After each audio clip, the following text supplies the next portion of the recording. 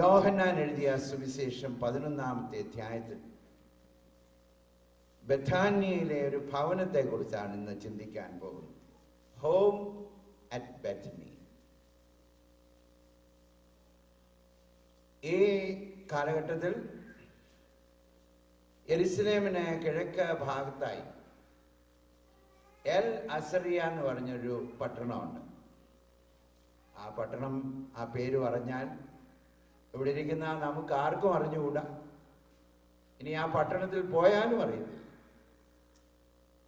എന്നാൽ പഴയ ബഥാന്യയുടെ പുതിയ പേരാണ് എൽ അസറിയ.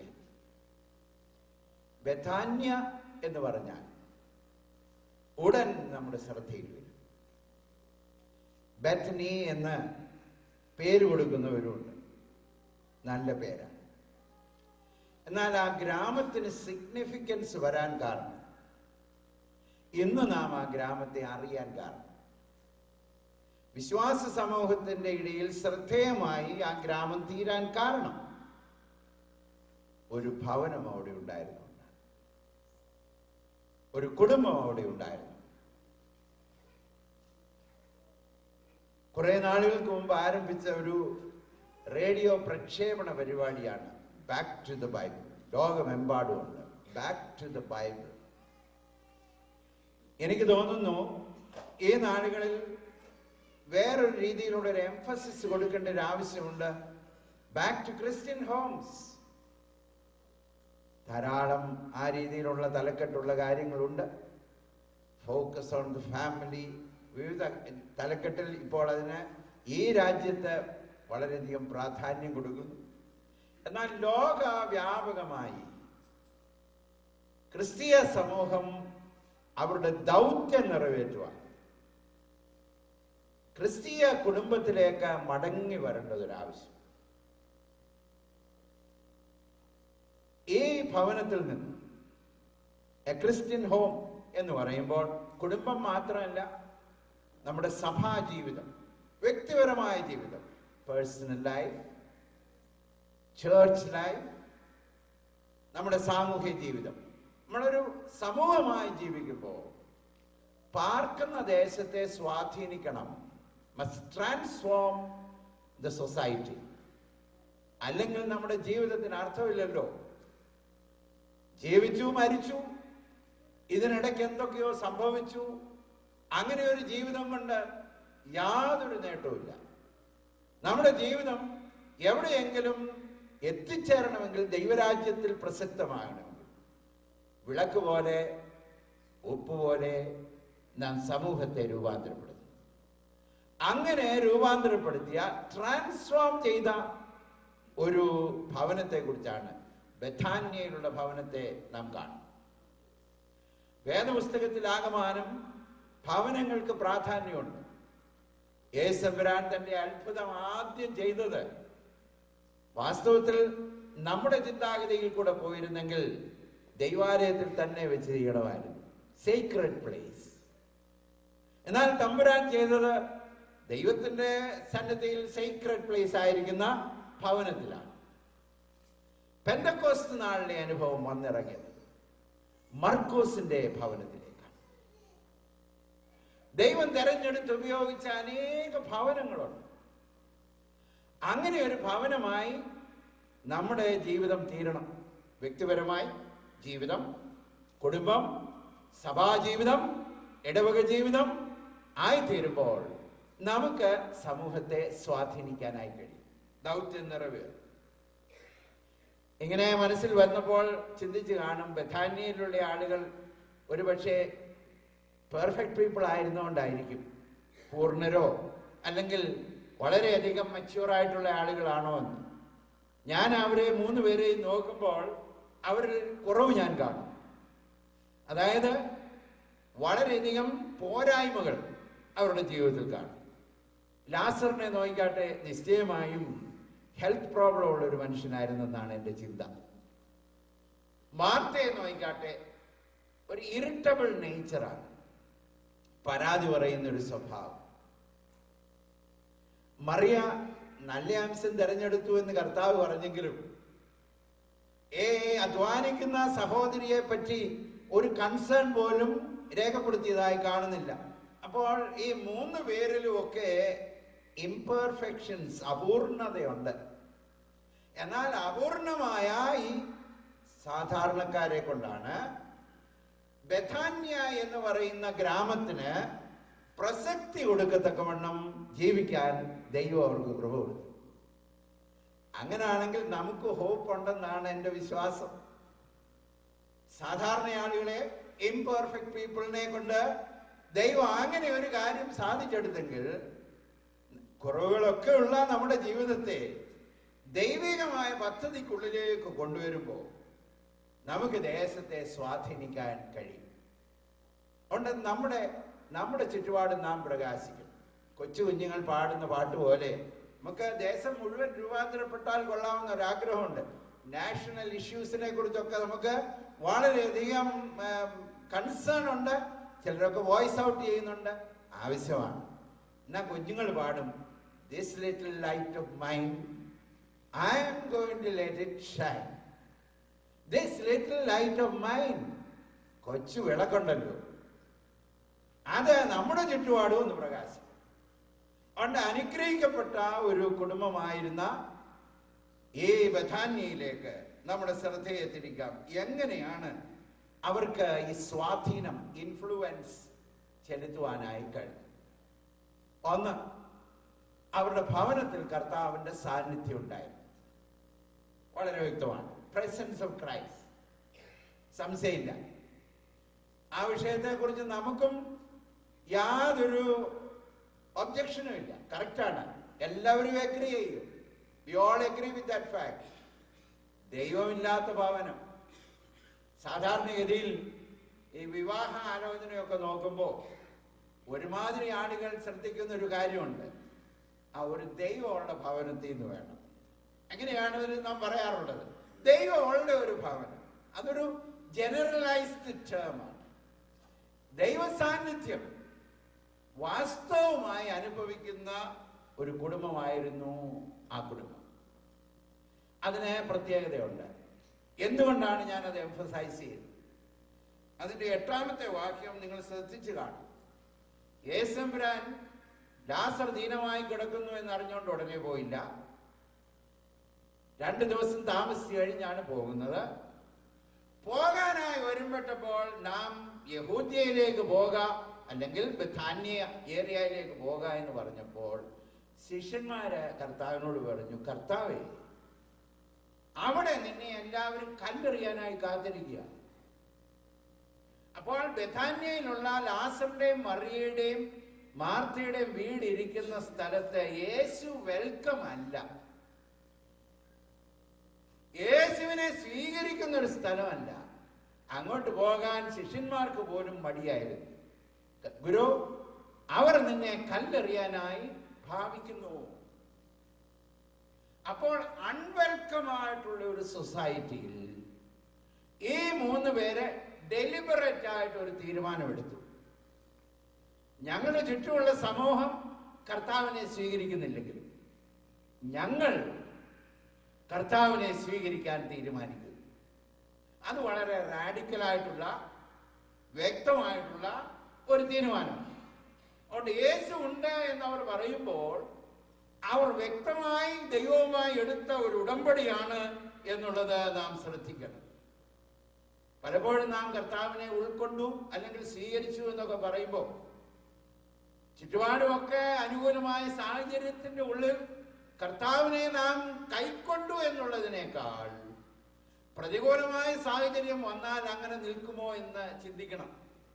അങ്ങനെ ഒരു സാഹചര്യത്തിൽ പോസിറ്റീവായിട്ടുള്ളൊരു തീരുമാനം അവരെടുത്തു. കർത്താവ് ഞങ്ങളുടെ ഭവനത്തിൽ ഉണ്ടാകും. അങ്ങനെയുള്ള ഭവനങ്ങളാണ് നമ്മുടേതെന്ന് ഞാൻ വിശ്വസിക്കട്ടെ. At some point of time you said we want God to reign in our life. യേശു ക്രിസ്തു ഞങ്ങളുടെ ജീവിതത്തിൽ കർത്താവായി, ഒരു അതിഥിയായിട്ടല്ല, not as a guest but as the Lord of our house. അങ്ങനെ ഒരു തീരുമാനമെടുത്തു. അങ്ങനെ ഒരു തീരുമാനമെടുത്ത ഭവനത്തിന് യേശുവിന്റെ വചനത്തിനും സ്ഥാനമുണ്ടായിരുന്നു. യേശുവിനെ സ്വീകരിച്ച ബഥാന്യയിലെ ഭവനത്തിൽ യേശുവിന്റെ വചനത്തെയും സ്വീകരിച്ചു. മറിയ കർത്താവിന്റെ കാൽക്കൽ ഇരുന്ന് പഠിച്ചെന്നാ പറഞ്ഞത്. അതിന്റെ അർത്ഥം കർത്താവ് അവിടെ ഇരുന്ന് പഠിപ്പിച്ചെന്നാ അതിന്റെ അർത്ഥം. അപ്പോൾ യേശുവിനെ സ്വീകരിക്കുന്ന ഭവനത്തിൽ യേശുവിന്റെ വചനത്തിന് വലിയ സ്വാധീനമുണ്ട്.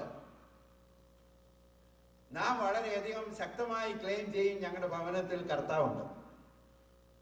അപ്പോൾ ഇപ്പോൾ കേട്ട ആ സ്റ്റേറ്റ്മെന്റിന്റെ ഉള്ളിൽ നമ്മുടെ ജീവിതത്തെ അവരവർ വിലയിരുത്തണം. ദൈവവചനത്തിന് എത്ര സ്ഥാനമുണ്ട്? യേശുവിന് സ്ഥാനമുണ്ടെങ്കിൽ കർത്താവിന്റെ വചനത്തിനും സ്ഥാനമുണ്ട്. അനേക ഭവനങ്ങളിൽ ദൈവവചനത്തിന് പ്രാധാന്യതയില്ല, ദൈവവചനത്തിന് സ്ഥാനം കൊടുക്കുന്നില്ല. അനേക ഭവനത്തിലും ഒരു അഡീഷൻ പോലെ ഒരു 10 മിനിറ്റ് അല്ലെങ്കിൽ ഒരു 5 മിനിറ്റ് അതിവേഗത്തിൽ നാം വായിക്കണമല്ലോ എന്ന് കരുതി വായിക്കുന്നതല്ലാതെ ദൈവവചനത്തിന് പ്രാധാന്യം കൊടുത്ത ഒരു കുടുംബജീവിതം അനേക ഭവനങ്ങളിലില്ല. നമുക്ക് ഇടത്തോട്ടും വലത്തോട്ടും നോക്കണ്ട, നമ്മുടെ കുടുംബത്തിലേക്ക് ഇപ്പോൾ ശ്രദ്ധിക്കണം. കുഞ്ഞുങ്ങൾക്ക് എന്തെല്ലാം ഗിഫ്റ്റ് കൊടുക്കുമെന്നറിയാവോ? പ്രത്യേകിച്ച് പുതിയ വർഷത്തിലേക്കൊക്കെ പോകുമ്പോൾ പഠിക്കാനുള്ള സാഹചര്യങ്ങൾ, കൺവീനിയന്റ് ആയിട്ടുള്ള സിറ്റുവേഷൻ, നല്ല ഡെസ്ക്, ഇതെല്ലാം നമ്മൾ കൊടുക്കും. എന്നാൽ ദൈവവചനം പാരായണം ചെയ്യാൻ, മെഡിറ്റേറ്റ് ചെയ്യാൻ എന്തെങ്കിലും ഈ ഒരു വർഷം നമ്മൾ കൊടുത്തോ എന്ന് നോക്കി. അവരുടെ ആത്മീക ജീവിതത്തിനും ദൈവവചന പഠനത്തിനും എന്ത് കൊടുത്തു? യേശുവിനെ സ്വീകരിക്കുന്ന ഭവനത്തിൽ യേശുവിന്റെ വചനത്തിന് സ്ഥാനമുണ്ട്. തന്റെ വചനം എന്റെ ഹൃദയത്തിൽ സംഗ്രഹിച്ചിരിക്കുന്നു എന്നാണ് ഒരു സങ്കീർത്തനക്കാരൻ 119 സങ്കീർത്തനത്തിൽ പറഞ്ഞിരിക്കുന്നത്. പാപം ചെയ്യാതിരിക്കാൻ സങ്കീർത്തനക്കാരൻ വീണ്ടും പറയുന്നു, ഞാൻ പരദേശിയായി പാർക്കുന്ന എന്റെ വീട്ടിൽ നിന്റെ ചട്ടങ്ങൾ എനിക്ക് കീർത്തനമാകുന്നു. That's a song in our house. അപ്പോൾ ഈ ഭവനത്തെ നോക്കിക്കാണ്ട് യേശു കർത്താവിനെ സ്വീകരിച്ചു. യേശു കർത്താവിനെ സ്വീകരിച്ച ഭവനത്തിൽ യേശുവിന്റെ വചനത്തെയും സ്വീകരിക്കണം. അപ്പോൾ നമ്മുടെ ജീവിതം മുന്നോട്ട് എങ്ങനെയാണെന്നുള്ളത് ഒക്കെ തീരുമാനമെടുക്കുന്ന ദിവസമായിരിക്കണം ഈ കൺവെൻഷൻ സമയം. Let the word of God rule in our heart. ദൈവവചനം നമ്മുടെ ഭവനത്തിലും നമ്മുടെ ഹൃദയത്തിലും വാഴട്ടെ എന്ന് ഞാൻ പ്രാർത്ഥിക്കുന്നു. 3, കർത്താവിനെ സ്വീകരിച്ച ഭവനം കർത്താവിന്റെ വചനത്തെ സ്വീകരിച്ചു. 11-ാമത്തെ അധ്യായം 12-ാമത്തെ അധ്യായം വായിക്കുമ്പോൾ കർത്താവിന്റെ ശിഷ്യന്മാരും അവനോടുകൂടെ ആ ഭവനത്തിൽ കയറിയതായിട്ടാണ് നാം കാണുന്നത്. So people of God are also welcome in that house. യേശുവിനെ സ്വീകരിച്ച ഭവനം യേശുവിന്റെ വചനത്തെ സ്വീകരിച്ചു, യേശുവിന്റെ ആളുകളെയും സ്വീകരിച്ചു. അപ്പോൾ നമ്മുടെ ഭവനത്തിൽ കർത്താവിന് സ്ഥാനമുണ്ടോ എന്ന് എങ്ങനെ അറിയാം? കർത്താവിന് സ്ഥാനമുണ്ടെങ്കിൽ കർത്താവിന്റെ വചനത്തിന് സ്ഥാനമുണ്ട്. കർത്താവിന്റെ വചനത്തിന് സ്ഥാനമുണ്ടെങ്കിൽ കർത്താവിന്റെ മക്കൾക്കും God's people are also welcome. പലപ്പോഴും നമ്മുടെയൊക്കെ ഭവനത്തിൽ ഈ ദൈവികമായിട്ടുള്ള അല്ലെങ്കിൽ വിശ്വാസ സമൂഹത്തെ നാം ഉൾക്കൊള്ളുന്നതിനേക്കാൾ സന്തോഷത്തോടെ അല്ലാത്ത കൂട്ടരെ നാം ഉൾക്കൊള്ളാറുണ്ട്. ഉൾക്കൊള്ളണ്ട എന്ന് ഞാൻ പറഞ്ഞില്ല. But what is your preference? എന്താണ് നമ്മുടെ പ്രിഫറൻസ് എന്ന് നോക്കണം. അനേക ഭവനങ്ങളിലും ദൈവമക്കൾക്ക് ഒരു കയറി ചെല്ലാനുള്ള ഒരു സ്വാതന്ത്ര്യമില്ല, ഓപ്പൺ ഹോം അല്ല. എബ്രായർ 13 പറഞ്ഞിരിക്കുന്നു, അതിഥി സൽക്കാരം മറക്കരുത്. അതിന് മുമ്പ് പറഞ്ഞു, സഹോദര പ്രീതി നിലനിൽക്കട്ടെ, അതിഥി സൽക്കാരം മറക്കരുത്. അപ്പോൾ യേശുവുള്ള ഭവനമാണ് ട്രാൻസ്ഫോമിംഗ് ഹൗസ്. ഈ മറ്റുള്ളവരെ രൂപാന്തരപ്പെടുത്തുന്ന, ഇൻഫ്ലുവൻസ് ചെയ്യുന്ന ഭവനം യേശുവുള്ള ഭവനമാണ്. യേശുവുള്ള ഭവനം എന്ന് പറയുമ്പോൾ യേശുവിന്റെ വചനം ഉള്ള ഭവനം. യേശുവുള്ള ഭവനം എന്ന് പറയുമ്പോൾ യേശുവിന്റെ ആളുകളെ സ്വീകരിക്കുന്ന ഭവനം. അങ്ങനെയുള്ള ഭവനത്തിനാണ് ഇൻഫ്ലുവൻസ്, സ്വാധീനം ചെലുത്തുവാൻ കഴിയും. ഇനി നോക്കിക്കാട്ടെ, ഏത് തരത്തിലുള്ള പ്രസൻസ് ആയിരുന്നു കർത്താവിൻ്റെതെന്ന് അവിടെ വർണ്ണിച്ചിട്ടുണ്ട്. What kind of presence? Jesus was there, he was present, but what kind of presence? എനിക്ക് തോന്നുന്നു the loving presence of Christ. 5-ാമത്തെ വാക്യം വായിക്കുമ്പോൾ യേശു മാർത്തയെ സ്നേഹിച്ചു, യേശു മറിയെ സ്നേഹിച്ചു, യേശു ലാസറിനെ സ്നേഹിച്ചു. അപ്പോൾ ഇതിനകത്തെ ബോണ്ടിങ് ഫാക്ടർ എന്താണെന്നറിയാവോ? അന്യോന്യം ചേർന്നിരിക്കുന്നത് നിബന്ധനകൾ കൊണ്ടും കോൺസ്റ്റിറ്റ്യൂഷനും കൊണ്ടൊന്നുമല്ല. നാട്ടുകാരെന്ത് പറയുമെന്നുള്ളത് കൊണ്ടല്ല ഇവരെല്ലാം ഒന്നിച്ചിരിക്കുന്നത്. ഇവരൊന്നിച്ചിരിക്കുന്നതിന്റെ കാരണം എന്താണെന്നറിയാമോ? The love of Christ. അങ്ങനെയാണ് ഈ ഇംപെർഫെക്റ്റ് പീപ്പിൾ എല്ലാവരും കൂടെ ചേർന്നിരിക്കുന്നത്. ഹൃദയത്തിനകത്തൊക്കെ ഭാരമുണ്ടെങ്കിലും they get along because they are bound by the love of Christ. ക്രിസ്തുവിന്റെ സ്നേഹം കൊണ്ട് നിറഞ്ഞിരിക്കും. റോമാലേഖനം 5-ാമത്തെ അധ്യായത്തിന്റെ 5-ാമത്തെ വാക്യത്തിൽ ദൈവത്തിന്റെ സ്നേഹം തന്റെ പരിശുദ്ധാത്മാവിനാൽ നമ്മുടെ ഹൃദയത്തിൽ പകർന്നിരിക്കുന്നു. Love of God is poured into our heart. അപ്പൊ യേശുവുള്ള ഭവനത്തിൽ ദൈവസ്നേഹം നിറഞ്ഞു നിൽക്കും. സംഘയാത്രയെ കുറിച്ച് ഇപ്പോൾ കേട്ടു. സംഘയാത്രയ്ക്ക് തടസ്സമായി നിൽക്കുന്നത് എന്താണെന്നറിയാമോ? നമ്മുടെ അന്യോന്യമുള്ള സ്നേഹമില്ലായ്മയാണ്. ചേർന്ന് പോകാൻ വലിയ പ്രയാസമാണ്. നമുക്ക് ഒത്തുചേർന്ന് പോകാൻ കഴിയാതെ പോകുന്നതിന്റെ കാരണം നമ്മുടെ ഹൃദയത്തിലുള്ള അനൈക്യത. അനൈക്യതയ്ക്കുള്ള ട്രീറ്റ്മെന്റ് എന്തുവാ? നിർബന്ധിച്ചാൽ ചേരത്തില്ല. 2 ബലൂൺ അങ്ങോട്ട് എടുത്തിട്ട്, ബ്ലോൺ അപ്പ് ബലൂൺ, നമ്മൾ 2 കൈയിൽ ഇങ്ങോട്ട് എടുത്തിട്ട് ഇങ്ങോട്ട് പ്രസ് ചെയ്ത് പിടിച്ചാൽ ചേർന്നിരിക്കുമോ എന്ന് ചോദിച്ചാൽ ചേർന്നിരിക്കും. കൈ എടുത്ത് നോക്കണം ചേർന്നിരിക്കുമോ. The moment we loosen our hands, it separates. അതൊരു ബോണ്ടല്ല. എന്നാൽ യേശുവുള്ള ഈ ഭവനത്തിൽ എങ്ങനെയായിരുന്നു ബന്ധം? അന്യോന്യം സ്നേഹിച്ചു. യേശു മാർത്തയെ സ്നേഹിച്ചു, യേശു മറിയെ സ്നേഹിച്ചു, യേശു ലാസറിനെയും സ്നേഹിച്ചു. കർത്താവിന്റെ ആ സാന്നിധ്യം അവിടെ ഉണ്ടായിരുന്നു എന്ന് നാം കാണുന്നു. ഇനി നോക്കിക്കാട്ടെ, ഈ സാന്നിധ്യം സ്നേഹമുള്ള സാന്നിധ്യമായിരുന്നു എന്ന് മാത്രമല്ല, രൂപാന്തരപ്പെടുത്തുന്ന സാന്നിധ്യമായിരുന്നു. Transforming presence. യേശു അവിടെ ഉണ്ടായിരുന്നു. യേശുവിന്റെ വചനവും യേശുവിന്റെ ആളുകളും ഉണ്ടായിരുന്നു. യേശു ഉണ്ടായിരുന്നത് കൊണ്ട് സ്നേഹം അവിടെ ഉണ്ടായിരുന്നു. കാരണം യേശു സ്നേഹിച്ചു. സ്നേഹമുള്ള തന്റെ സാന്നിധ്യം ഉണ്ടായിരുന്നത് കൊണ്ട് അപൂർണരായ മാർത്തയും മറിയയും ലാസറും ഒക്കെ രൂപാന്തരപ്പെട്ടുകൊണ്ടിരുന്നു. ഇതാണ് കർത്താവിന്റെ സാന്നിധ്യത്തിന്റെ പ്രത്യേകത. പൂർണ്ണരല്ല, എന്നാൽ സ്വർഗ്ഗസിയോനിലേക്കുള്ള നമ്മുടെ യാത്രയിൽ നാം ഒരിക്കൽ എത്തിച്ചേരും. തിരുവചനം പറയുന്നു, when we get there we shall be perfect. രൂപാന്തരപ്പെടുത്തിക്കൊണ്ടിരിക്കുന്നു. കാരണം എന്താണെന്നറിയാമോ? ദൈവത്തിന്റെ സാന്നിധ്യം എന്റെ ജീവിതത്തിലുണ്ടെങ്കിൽ ഇന്നലത്തേക്കാൾ ഞാൻ നാളെ കർത്താവിനോട് അനുരൂപപ്പെട്ടുകൊണ്ടിരിക്കും. കർത്താവിന്റെ രാജ്യത്തോട് അടുക്കുക മാത്രമല്ല, കർത്താവിനോട് അടുത്തുകൊണ്ടിരിക്കും. We get better and better every day. കാരണം കർത്താവിന്റെ ഉള്ളത്തിലുണ്ടല്ലോ. നിങ്ങളിൽ നല്ല പ്രവൃത്തിയെ ആരംഭിച്ചവൻ ക്രിസ്തുവിന്റെ നാളോളം he will perfect it one day. Philippi ലേഖനം 1:6 പറഞ്ഞിരിക്കുന്നു, നിങ്ങളിൽ നല്ല പ്രവൃത്തി ആരംഭിച്ച കർത്താവ് he will perfect it. He continues to work on us. ഇനി നോക്കിക്കാട്ടെ, 3 പേര് മറിയ കർത്താവിന്റെ കാൽക്കൽ ഇരുന്ന് പഠിക്കുന്നതായിട്ട് ആദ്യം കാണുന്നത്. ലൂക്കോസ് 10 അത് ചിത്രീകരിച്ചിട്ടുണ്ട്. എന്നാൽ 12-ാം യോഹന്നാൻ 12 പിന്നെയും മാർത്തയും മറിയെ കാണാം. കർത്താവിന്റെ കാൽക്കൽ ഇരുന്ന് പഠിക്കുക മാത്രമല്ല, വെങ്കൽ ഭരണി പൊട്ടിച്ച് കർത്താവിനെ തൈലം കൊണ്ട് പൂശി കർത്താവിനെ ആരാധിക്കുന്നു. സോ ഫ്രം മിയർ ഡിവോഷൻ നല്ലതാകട്ടോ, ഡിവോഷൻ വേണം. From devotion to sacrifice. എനിക്ക് തോന്നുന്ന ഒരു വളർച്ചയുടെ ലക്ഷണമാണെന്ന് എനിക്ക് തോന്നുന്നു. ചിലർക്ക് ധ്യാനമൊക്കെ വളരെ ഇഷ്ടമാണ്, കൂട്ടായ്മയും വളരെ ഇഷ്ടമാണ്, പ്രാർത്ഥനയ്ക്ക് പോകുന്നത് ഇഷ്ടമാണ്. പക്ഷെ when it comes to paying the price, വെങ്കൽ ഭരണി പൊട്ടിക്കുന്ന കാര്യം വരുമ്പോൾ അങ്ങോട്ട് പോകുന്നില്ല. കാരണം വളർന്നിട്ടില്ല. When you grow, Not only you enjoy the presence of Christ, you are willing to sacrifice.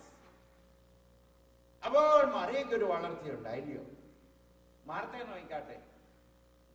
ലൂക്കോസ് 10 പരാതിക്കാരിയായിട്ടാണ് കാണുന്നത്. Grumbling Martha. ഇല്ലയോ? കർത്താവേ, ഇവൾ എന്നെ ഈ പ്രവൃത്തിക്ക് വേണ്ടി അങ്ങ് ഇട്ടിരിക്കുക, ഇതിന് നിനക്ക് വിചാരം ഇല്ലയോ? ഈ പ്രാർത്ഥനയ്ക്കകത്തൂടെ മറ്റുള്ളവരുടെ കുറ്റം പറയുന്ന ഒരു സ്വഭാവം എനിക്ക് തോന്നുന്നു അങ്ങനെയാണ്. കർത്താവിനോടാ പറഞ്ഞത്. എനിക്ക് തോന്നുന്നു അതൊരു ശകലം ആര് കേൾക്കാനൂടാ? മറിയ കേൾക്കാനോട് പറഞ്ഞതാണ്. അപ്പൊ ആ ഗ്രംബ്ലിംഗ് നേച്ചറാണ്. 12-ാമത്തെ അധ്യായം നോക്കി. യേശുണ്ട്, ശിഷ്യന്മാരുണ്ട്, പലരെ കർത്താവിനെ കാണാൻ വന്നിട്ടുണ്ട്. ഇത്രയും പേർക്ക് മാർത്ത ശുശ്രൂഷിച്ചുകൊണ്ടിരിക്കുകയാണ്. ഒരു പരാതിയില്ല. ഒരു പരാതി ഞാൻ 12-ാമത്തെ അധ്യായത്തിൽ കാണുന്നില്ല. അപ്പോ കർത്താവ് ഈ ഭവനത്തിൽ വന്നതുകൊണ്ട്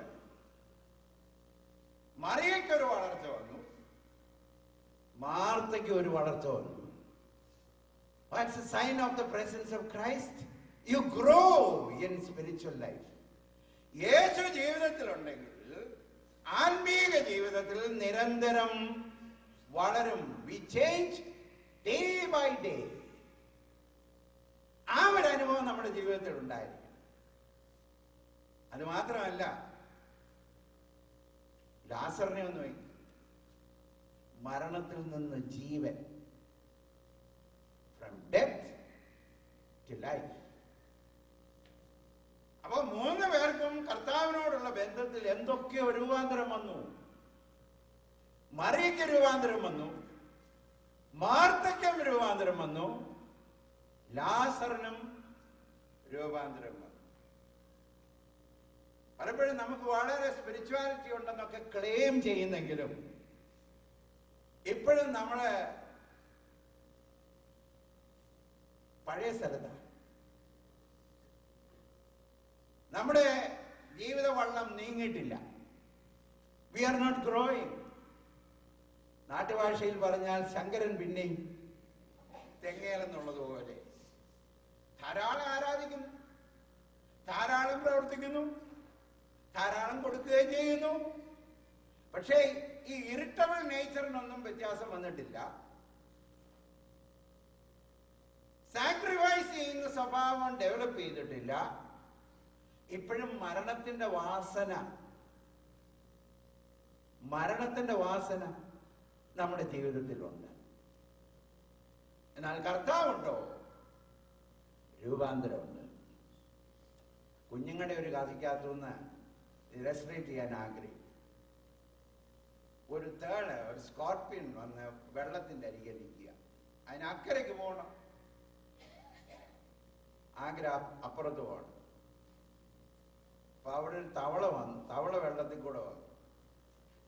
അപ്പൊ തവളയോട് പറഞ്ഞ് എന്നെ അക്കരയ്ക്ക് കൊണ്ടുപോകണം. അപ്പൊ തവള പറഞ്ഞ് ഞാൻ നിന്നെ കൊണ്ടുപോകില്ല. കാരണം പോകുന്ന വഴി ഒരു ഓളം വരികയോ കുലുങ്ങുകയോ വല്ലതും ചെയ്താൽ നീ എന്നെ കുത്തും. അപ്പോൾ തേള് പറഞ്ഞു, ഞാൻ പ്രോമിസ് ചെയ്യുന്നു, ഞാൻ കുത്തത്തില്ല. അപ്പൊ തവള അത് വിശ്വസിച്ചു, കയറ്റി. പോകുന്ന വഴിയിൽ അങ്ങ് അക്കരയോട് അടുക്കാറായപ്പോ ഒരു ചെറിയ ഓളം വന്നു.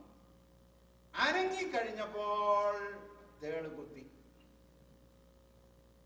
അങ്ങ് കൊണ്ട് അക്കരെ ഇറക്കി കഴിഞ്ഞ ഉടനെ പറഞ്ഞു, ഞാൻ അന്നേരെ പറഞ്ഞതാ നീ എന്നെ കുത്തുവന്നു. അപ്പൊ തേള് പറഞ്ഞു, അതേ, സഹായിക്കുന്നവരെ കുത്തുക എന്നുള്ളത് എന്റെ സ്വഭാവം, ആവശ്യക്കാരെ സഹായിക്കുക എന്നുള്ളത് നിന്റെ സ്വഭാവം. ഇതായിരിക്കും നമ്മുടെ സ്വഭാവം. പക്ഷേ when presence of Christ comes into our heart, there must be change. 9ാമത്തെ കൺവെൻഷൻ കഴിഞ്ഞ് 10ാമത്തേതിലാണ്. ജീവിതത്തിൽ ഒരു രൂപാന്തരം വരണം. 2012 കഴിഞ്ഞു, 2013 വന്നു. ട്രാൻസ്ഫോർമേഷൻ, ഗ്രോത്ത് നമ്മുടെ ജീവിതത്തിൽ ഉണ്ടാകും. യേശു നമ്മുടെ ഭവനത്തിൽ, നമ്മുടെ ഹൃദയത്തിൽ കുടികൊള്ളുന്നെങ്കിൽ, if you really experience the presence of Christ, We will be transformed day by day. ഹൃദയത്തിലൊന്ന് ചിന്തിച്ചു നോക്കി, പഴയ സ്വഭാവത്തിനൊക്കെ മാറ്റം വന്നിട്ടുണ്ടോ? നമ്മുടെ നേച്ചറിന് മാറ്റം വന്നിട്ടുണ്ടോ? പ്രതികരിക്കുന്ന സ്വഭാവത്തിനൊക്കെ മാറ്റം വന്നിട്ടുണ്ടോ? യേശുവിന്റെ സാന്നിധ്യമുള്ള ഭവനം. അപ്പോ ഭവനം സ്വാധീനം ചെലുത്തിയതിന്റെ ഒന്നാമത്തെ കാരണം യേശുവിന്റെ സാന്നിധ്യം ഉണ്ടായിരുന്നു. 2, യേശുവിന്റെ സമാധാനമുള്ള ഭവനം. Where peace of Christ was felt. പ്രശ്നമില്ലാത്ത വീടല്ല, രോഗമുള്ള വീട്, മരണമുള്ള വീട്, പ്രതിസന്ധിയുള്ള വീട്, സങ്കടമുള്ള വീട്, ഇതെല്ലാം ഉണ്ടെങ്കിലും അവരുടെ ഇടയിൽ ഒരു സമാധാനമുണ്ട്. ആ സമാധാനം കർത്താവ് കൊടുത്ത സമാധാനം. സമാധാനമില്ലാത്ത ഭവനമായിട്ട് നാം അവനെ കാണുന്നില്ല, സമാധാനമുള്ള ഭവനമായിട്ടാണ് നാം കാണുന്നത്. എന്തുകൊണ്ടാണ് ആ ഭവനത്തിൽ സമാധാനം വരാൻ കാരണം? Why they experience peace? ഒന്ന്, പ്രാർത്ഥിക്കാനുള്ള ആ ഡിസിപ്ലിൻ, ആവശ്യം വരുമ്പോൾ പ്രാർത്ഥിക്കാമെന്നുള്ള ആ പ്രാഗൽഭ്യം, പ്രിവിലേജ് അവർക്കുണ്ടായിരുന്നു. ഈ പ്രാർത്ഥിക്കാൻ നമുക്ക് ഒരു പ്രിവിലേജ് ഉണ്ടെന്നുള്ളത് തന്നെ സമാധാനം തരണം. സങ്കടം പറയാൻ ആരെങ്കിലും ഉണ്ടായിരുന്നെങ്കിൽ നല്ലതായിരുന്നെന്ന് സാധാരണ കേട്ടിട്ടില്ലയോ? I wish I had somebody to share my problem. നമുക്കൊണ്ടൊരാള് സങ്കടം വരുമ്പോൾ ഓടിച്ചെല്ലാൻ. അതുകൊണ്ടാണ് സ്വീറ്റ് അവർ ഓഫ് പ്രയർ, പ്രാർത്ഥനയിൽ നൽനേരമേ ലോക ചിന്തകൾ അകറ്റി. പഴയ കാലത്ത് പാടുന്നൊരു പാട്ടുണ്ട്, ഇപ്പൊ പാടാറില്ല. യേശു സന്നിധി മമ ഭാഗ്യം. എന്റെ ഒരു ചരണം ഞാൻ പറയട്ടെ. ദുഃഖങ്ങൾ ഹൃദയത്തെ മുറ്റും തകർത്തിടുമ്പോൾ ഒക്കെയും സഹിച്ചിടാൻ ശക്തി നൽകുന്ന യേശു സന്നിധി മമ ഭാഗ്യം. പ്രശ്നത്തിന് സൊല്യൂഷൻ വന്നില്ലെങ്കിലും സങ്കടം വരുമ്പോൾ പോയിരുന്ന് കരയാൻ ഒരു സ്ഥലമുണ്ടല്ലോ. ലാസർ രോഗിയായി കഴിഞ്ഞു എന്ന് അറിഞ്ഞ ഉടനെ മാർത്തയും മറിയയും ആളിനെ അയച്ചു. കർത്താവേ, നിനക്ക് പ്രിയനായവൻ രോഗിയായി കിടക്കുന്നു. That itself brought comfort. നമ്മുടെ എല്ലാ പ്രശ്നവും മാറിയിട്ടല്ല. We have the privilege to pray. വേദന വരുമ്പോൾ ഓടിച്ചെല്ലാൻ കർത്താവ് നമുക്കൊരു സ്ഥലം ഒരുക്കിയിട്ടുള്ളത് കൊണ്ട് സ്തോത്രം ചെയ്യണം. അത് മാത്രമല്ല, കർത്താവിന്റെ സാന്നിധ്യം. യേശു വന്നു എന്ന് 17-ാമത്തെ വാക്യത്തിൽ പറഞ്ഞിട്ടുണ്ട്. Presence of Christ. കർത്താവ് വരുന്നു. ദൈവം നമ്മുടെ സങ്കേതവും ബലവും ആകും. കഷ്ടങ്ങളിൽ അവൻ ഏറ്റവും അടുത്ത, ദ വെരി പ്രസന്റ് ഹെൽപ്പ്. ഇംഗ്ലീഷിൽ അല്പം കൂടെ മനോഹരമായിട്ടോ, ദ വെരി പ്രസന്റ് ഹെൽപ്പ്. അപ്പോൾ വരുന്നു, സങ്കടങ്ങളിൽ വരുന്നൊരു കർത്താവുണ്ട്. അത് നമുക്ക് ആശ്വാസം തരുന്നില്ലയോ? അതുകൊണ്ടാണ് അപ്പോസ്തലൻ ഫിലിപ്പിയ ലേഖനം 4 പറഞ്ഞത്, സകല ബുദ്ധിയെയും കവിയുന്ന ദൈവസമാധാനം. അവിടെ പറഞ്ഞിരിക്കുന്നത് let the peace of God garrison your heart എന്നാണ്. നിങ്ങളുടെ ജീവിതത്തിന് കോട്ടയായി ദൈവസമാധാനം നിൽക്കട്ടെ എന്ന്. ഇപ്പൊ പ്രാർത്ഥിക്കാൻ ഒരു അവസരം ഉണ്ടെന്നുള്ളത് തന്നെ സമാധാനം. കർത്താവ് നമ്മുടെ വിഷമസന്ധികളിൽ വരുന്നു എന്നുള്ളതും സമാധാനം. എവിടം വരെ വരുന്നു എന്ന് ഞാനൊന്ന് സൂചിപ്പിക്കട്ടെ. അവരെ ഏറ്റവും വേദനിപ്പിക്കുന്നത് സഹോദരന്റെ കല്ലറയായില്ലയോ? യേശു വന്നത് വീട്ടിലേക്ക് മാത്രമല്ല, യേശു കല്ലറയുടെ വാതിൽക്കൽ വരെ വന്നു. കർത്താവ് എവിടം വരെ വരുമെന്നറിയാമോ? He'll come to the very place that hurts you. നമ്മളെ ഏറ്റവും അധികം വേദനിപ്പിക്കുന്ന കാര്യമുണ്ടല്ലോ, കർത്താവ് അവിടെ വരും. അതാണ് നമ്മുടെ കർത്താവ്. കഷ്ടങ്ങളിൽ മാറാത്തവർ, സങ്കടങ്ങളിൽ നീങ്ങിപ്പോകാത്ത. വേറൊരു കാര്യം കൂടെ ഉണ്ട്. യേശു കണ്ണുനീർ വാർത്തെന്ന് പറഞ്ഞു, ഇല്ലയോ? കർത്താവ് വീപ്പ് ചെയ്തു. He wept. യേശുവിന്റെ കമ്പാഷൻ. ആരെങ്കിലും നമ്മുടെ കൂടെ ഒന്ന് സഹതപിച്ചാൽ നമുക്കൊരു ആശ്വാസമാണ്. എന്നാൽ ദൈവത്തിന്റെ പുത്രൻ നമ്മുടെ വേദനയിൽ സഹതാപം കാണിപ്പാൻ കഴിവുള്ളവനാണെന്ന് അറിഞ്ഞിരിക്കുന്നത് നല്ലതാണ്. നമുക്കുള്ള മഹാപുരോഹിതൻ, എബ്രായ ലേഖകൻ പറഞ്ഞു, നമ്മുടെ കഷ്ടങ്ങളിൽ സഹതാപം കാണിപ്പാൻ കഴിയാത്തവനല്ല. പാപമൊഴികെ സകലത്തിലും നമ്മെ പോലെ പരീക്ഷിക്കപ്പെട്ടിരിക്കുന്നത് കൊണ്ട് നമ്മുടെ കഷ്ടങ്ങളിൽ നമ്മോട് സഹതാപം കാണിപ്പാൻ അവൻ കഴിവുള്ളവനാണ്. He is able to comfort you with his compassion. അപ്പോൾ കർത്താവ് നമുക്ക് സമാധാനം തരും. സമാധാനമുള്ള ഭവനം, സകല ബുദ്ധിയെ കവിയുന്ന സമാധാനം. ഏറ്റവും നല്ല ഉദാഹരണം സ്പാഫോർഡിന്റെ ഉദാഹരണമാണ്. തന്റെ മക്കൾ സമുദ്രത്തിലേക്ക് വീണ് കപ്പൽ ഛേദത്തിൽ തന്റെ പെൺമക്കൾ 3 പേരും മരിച്ചു കഴിഞ്ഞപ്പോ തന്റെ വേദനയുടെ നടുവിൽ എഴുതിയ പാട്ടാണ് When peace like a river attendeth my way, when sorrows like sea billows roll, whatever my Lord thou hast taught me to say, it is well with my soul. കർത്താവ് എന്റെ തന്നെയായിരുന്നാൽ നീ എന്നെ ഒരു കാര്യം പഠിപ്പിച്ചിട്ടുണ്ട്. സകല ബുദ്ധിയും കവിയുന്ന സമാധാനം എനിക്ക്.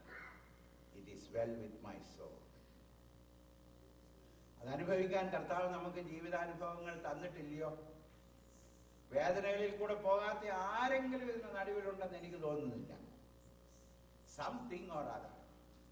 പരിഹാസമായിരിക്കും, നിന്ദയായിരിക്കും, അവഗണനയായിരിക്കും, രോഗമായിരിക്കും, ദുഃഖമായിരിക്കും, വേർപാടായിരിക്കും, വിവിധ തരത്തിൽ നാം അനുഭവിക്കുന്നു. എന്നാൽ അതിന്റെ നടുവിൽ കർത്താവ് നമ്മോട് കൂടെ ഇരിക്കുന്നു, നമ്മെ ആശ്വസിപ്പിക്കുന്നു. The peace of Christ. ഒന്നാമത് ദ പ്രസൻസ് ഓഫ് ക്രൈസ്റ്റ്, രണ്ടാമത് ദ പീസ് ഓഫ് ക്രൈസ്റ്റ്. ഇനി മൂന്നാമത് നോക്കിക്കാട്ടെ, നാം അവിടെ കാണുന്നു the faith of this family. ഈ ഭവനത്തിന്റെ വിശ്വാസം. വിശ്വാസം ഈ ഭവനത്തിൽ നിറഞ്ഞു നിന്നിരുന്നു. ഞാൻ മുമ്പേ സൂചിപ്പിച്ചതുപോലെ പ്രയാസവും ദുഃഖവും സങ്കടവും ഇല്ലാത്തൊരു വീടല്ല. പക്ഷെ ഈ വീട്ടിനകത്ത് ഫെയ്ത്ത് ഉണ്ട്. ഈ ഫെയ്ത്ത്, വിശ്വാസം ഉണ്ടെന്ന് എങ്ങനെ അറിയുന്നത്? പ്രതിസന്ധിയിലാണ് കൂടുതൽ അറിയുന്നത്. നല്ല സാഹചര്യത്തിൽ വിശ്വാസം അളക്കാൻ പ്രയാസമാണ്. എന്നാൽ ജീവിതത്തിന്റെ ശോധനയുടെ നടുവിലാണ് എന്തുമാത്രം നാം വിശ്വാസത്തിൽ റൂട്ടഡ് ആണെന്ന് അറിയുന്നത്. കൊടുങ്കാറ്റ് കഴിയുമ്പോഴേ ഫൗണ്ടേഷൻ അറിയത്തുള്ളൂ. കൊടുങ്കാറ്റ് വരുന്നത് വരെ നമ്മുടെ ഭവനത്തിന്റെ ഫൗണ്ടേഷൻ അറിഞ്ഞുകൂടാ. അതാണ് കർത്താവ് ഉദാഹരണമായി പറഞ്ഞത്. മണലേൽ പണിതാലും പാറമേൽ പണിതാലും കണ്ടാൽ ഒരുപോലെ ഇരിക്കും, പക്ഷേ ശോധന വരുമ്പോൾ അറിയാം. When the storm strikes, you know. ആഴത്തിൽ അടിസ്ഥാനപ്പെട്ടത് നിൽക്കും. വിശ്വാസം ആ ഭവനത്തിൽ ധാരാളം ഉണ്ടായിരുന്നു എന്ന് നാം കാണുന്നു. നോക്കിക്കാട്ടെ, എന്തായിരുന്നു അവരുടെ വിശ്വാസം? 21-ാമത്തെ വാക്യം. ദൈവത്തിന്റെ സോവറിൻ പവറിൽ അവർ വിശ്വസിച്ചു.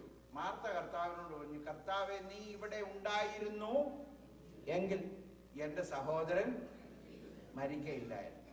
നമ്മളത് മാർത്തയുടെ വിശ്വാസത്തിന്റെ പോരായ്മയായിട്ടാണ് വെച്ചിരിക്കുന്നത്.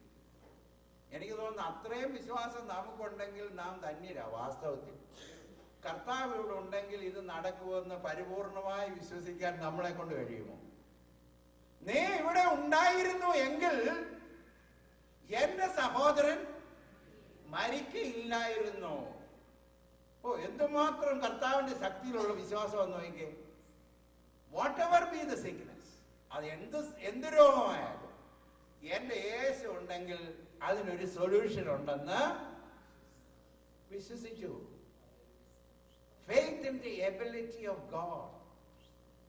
ആ ഭവനം നല്ല വിശ്വാസമുള്ള ഭവനമാണ്. അത് വിശ്വാസം പെട്ടെന്ന് കിട്ടിയതല്ല, ഒരു വിശ്വാസത്തിൽ കർത്താവിനോടുള്ള ബന്ധത്തിൽ വളർന്നതാണെന്നാണ് എന്റെ വിശ്വാസം. ഇനി നോക്കിക്കാട്ടെ, അവരുടെ വിശ്വാസം കർത്താവിന്റെ എബിലിറ്റിയിൽ മാത്രമല്ല, അതിനോട് ചേർന്ന് പറയുകയാണ് 22-ാമത്തെ വാക്യം. ഇപ്പോഴും ദൈവത്തോട് നീ എന്തപേക്ഷിച്ചാലും തരുമെന്ന് ഞാനിപ്പോൾ വിശ്വസിക്കുന്നു. Lord, you can do it. എന്ന് മാത്രമല്ല, നീ പ്രാർത്ഥിച്ചാൽ നിന്റെ പ്രാർത്ഥന കേട്ട് എനിക്ക് മറുപടി ലഭിക്കും എന്ന് ഞാൻ വിശ്വസിക്കുന്നു. യേശു കർത്താവിന്റെ മധ്യസ്ഥതയിൽ, ഇന്റർസെഷൻ ഓഫ് ക്രൈസ്റ്റ്, താതൻ സന്നിധിയിൽ എനിക്ക് വേണ്ടി സദാ പക്ഷപാതം ചെയ്യുന്നൊരു കർത്താവുണ്ടല്ലോ, ഇല്ലയോ? അപ്പോൾ മാർത്ത പറയുകയാണ്, കർത്താവേ, ഞാൻ വിശ്വസിക്കുന്നു, ഇപ്പോൾ എനിക്ക് കിട്ടിയിട്ടില്ലെങ്കിലും if you intercede for me, നീ പ്രാർത്ഥിച്ചാൽ എനിക്ക് മറുപടി കിട്ടുമെന്ന് ഞാൻ വിശ്വസിക്കുന്നു. നല്ല വിശ്വാസമാണ് എന്ന് എനിക്ക് തോന്നുന്നു. ഇനി നോക്കിക്കാട്ടെ, അത് മാത്രമല്ല, അവിടെ പറഞ്ഞിരിക്കുന്നു, കർത്താവേ, ഐ ഡു ബിലീവ്. 27-ാമത്തെ വാക്യത്തിൽ പറഞ്ഞു, നീ ക്രിസ്തു തന്നെ എന്ന് വിശ്വസിക്കും. നീ ഇത് വിശ്വസിക്കുന്നോ എന്ന് കർത്താവ് ചോദിക്കും. ഞാൻ തന്നെ പുനരുത്ഥാനവും ജീവനുമാകുന്നു, എന്നിൽ വിശ്വസിക്കുന്നവൻ മരിച്ചാൽ ജീവിക്കുമെന്ന് പറഞ്ഞു. ഒട്ടനെ പറഞ്ഞു, ഞാനത് വിശ്വസിക്കുന്നു. Lord, I do believe. അപ്പൊ കർത്താവിന്റെ ശക്തിയിൽ വിശ്വാസം, കർത്താവിന്റെ മധ്യസ്ഥതയിൽ വിശ്വാസം, കർത്താവ് എനിക്ക് വേണ്ടി ദൈവസന്നിധിയിൽ വാദിക്കുന്നു എന്നുള്ള വിശ്വാസം, കർത്താവിന് അസാധ്യമായതൊന്നുമില്ലെന്നുള്ള വിശ്വാസം. ഒരു കൊച്ചു മോനെ ഡാഡിയുടെ കൂടെ ഒരു ഗെയിം പാർക്കിൽ പോയപ്പോൾ, ഡാഡി ഒരുപാട് റിസോഴ്സ് ഉള്ള ഒരു മനുഷ്യനല്ല, എങ്കിലും പിള്ളേർക്ക് വേണ്ടി എന്തും ചെയ്യുമല്ലോ. അതുകൊണ്ട് ഈ മോനെ സന്തോഷം കൊടുക്കട്ടെന്ന് വിചാരിച്ച് ഗെയിം പാർക്കിൽ പല ഗെയിംസ് ഉണ്ട്. അപ്പോൾ അതിനെല്ലാം ടിക്കറ്റ് എടുക്കണം. ആ ടിക്കറ്റ് എടുക്കത്തക്കവണ്ണം എല്ലാം പണം കൊണ്ടുപോയി ആ ഓരോ ഗെയിമിനും വേണ്ടിയ ടിക്കറ്റ് എല്ലാം എടുത്തു.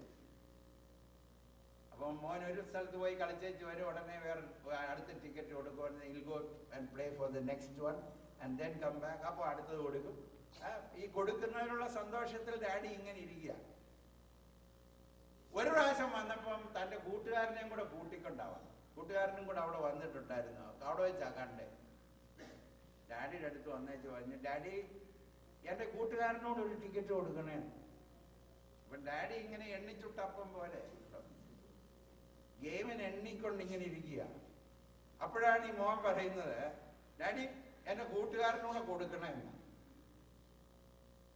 അല്പം ഒന്ന് മടിച്ച ഉടനെ ആ മോൻ പറഞ്ഞു, daddy, I told him, if I ask you, you will give it. ഞാൻ അവനോട് പറഞ്ഞു, ഞാൻ നിന്നോട് ചോദിച്ചാൽ നീ അന്നേരം കയറി കൊടുത്തു. കാരണം എന്നാന്നറിയാവോ? എൻ്റെ മോന്റെ വിശ്വാസം. Trust me. എനിക്ക് വേണ്ടി പിതാവിന്റെ സന്നിധിയിൽ പക്ഷപാതം ചെയ്യുന്ന എൻ്റെ കർത്താവ് ഒരു കാര്യം ഉറപ്പാക്കണം, അവൻ ചോദിച്ചാൽ നിശ്ചയമായി തരും. Faith of that family. അതുകൊണ്ട് അവസാനിച്ചില്ല. 4-ാമത് നോക്കിക്കാട്ട്, കല്ലുരുട്ടി നീക്കാൻ പറഞ്ഞപ്പോൾ ഒബ്ജക്ഷൻ വന്നെങ്കിലും അവർ കല്ലുരുട്ടി നീക്കി. Faith that acted. വിശ്വാസം പ്രവൃത്തിയിലോട്ട് വന്നു. പലപ്പോഴും നമ്മുടെ വിശ്വാസം നമ്മുടെ ഹൃദയത്തിലേ ഉള്ളൂ, വിശ്വാസം പ്രവൃത്തിയിലേക്ക് വന്നില്ല. അവരെ കല്ലുരുട്ടി നീക്കി. കർത്താവ് കൽപ്പിച്ചു, ഞങ്ങൾ കല്ലുരുട്ടി നീക്കുന്നു. അങ്ങനെ വിശ്വസിച്ചവർ അത്ഭുതം കണ്ടു. They saw the miracle. യേശുവുള്ള ഭവനം, യേശുവിന്റെ സമാധാനമുള്ള ഭവനം, യേശുവിൽ വിശ്വാസമുള്ള ഭവനം. അടുത്തത് നോക്കിക്കാട്ടെ, പ്രത്യാശയുള്ള ഭവനം. A home full of hope. ഞാൻ ഈ വേദഭാഗം ആവർത്തിച്ച് വായിച്ചു നോക്കി. പലപ്പോഴും നമുക്ക് അതിനകത്ത് ഫ്ലോ കാണാൻ കഴിയുമെങ്കിലും അവരുടെ പ്രത്യാശ വലുതാണ്. എനിക്ക് തോന്നുന്നു മാർത്തയുടെയും മറിയയുടെയും വീട്ടിലോട്ട് കയറി ചെന്നാൽ, ബഥാന്യയിൽ ചെന്നാൽ വലിയ പ്രത്യാശ.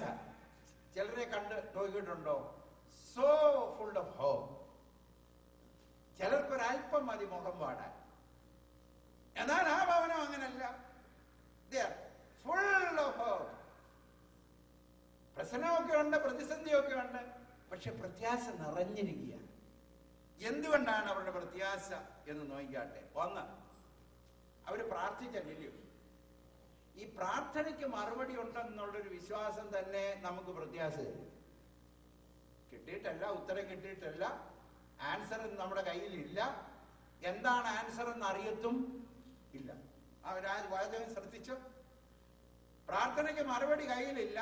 പ്രാർത്ഥനയ്ക്ക് തമ്പുരാൻ എന്താ മറുപടി തരുന്നതെന്നൊട്ട് അറിയത്തും ഇല്ല. എന്നാലും ഒരു പ്രത്യാശയുണ്ട്. എന്താ പ്രത്യാശ എന്നറിയാമോ? പ്രാർത്ഥിക്കുമ്പോൾ ഒരു മറുപടി എൻ്റെ ദൈവത്തിലുണ്ട്. That itself gives you a hope. അതുകൊണ്ടാണല്ലോ പ്രാർത്ഥിച്ച് ആരും എഴുന്നേൽക്കാറില്ല. വാസ്തവത്തിൽ പ്രാർത്ഥിക്കുമ്പോൾ if you really pray, you get up refreshed. ഒന്നുകൂടെ ഞാൻ പറയട്ടെ, വാസ്തവത്തിൽ പ്രാർത്ഥിച്ചാൽ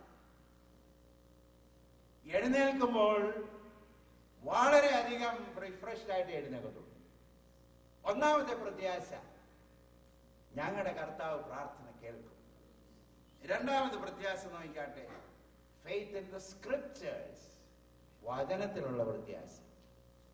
കർത്താവ് അവളോട് പറഞ്ഞു, നിന്റെ സഹോദരൻ ഉയർത്തെഴുന്നേൽക്കുമെന്ന്. അവളുടെ മറുപടി ശ്രദ്ധിച്ചോ?